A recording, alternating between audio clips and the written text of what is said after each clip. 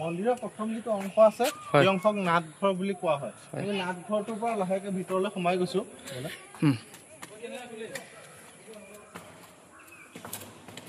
এই মন্দিৰটো সাধাৰণতে আঠখুলীয়াকৈ বনোৱা আছে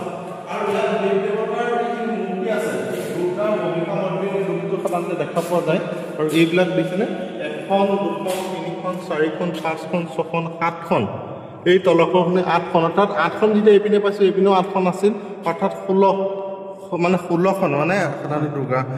দুৰ্গা হাতৰ সাধাৰণতে 16খন দেখা পোৱা নাযায় কিন্তু আপোনাৰ শিৱদৌলত যিটো আমাৰ শিৱদৌল আছে মানে বৰপুখুৰী পাৰ তাতো আপুনি এনেকৈ শ্লাইড দেখা পোৱা যায় আৰু 16খন হাতৰ দুৰ্গাক দেখা পোৱা যায় আৰু এটা বৈশিষ্ট্য আমি যদি কোনকেইটা হিচাপ কৰি যদি চোৱা যায় সেইফালৰ পৰা যদি চাওঁ বায়ু বৰুণ ইন্দ্ৰ বহ্নি যম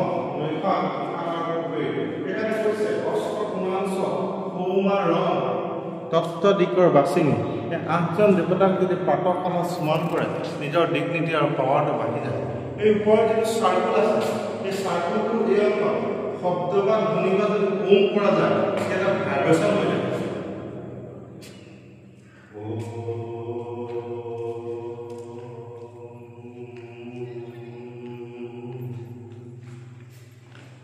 ভাইব্ৰেশ্যনটা আহিছে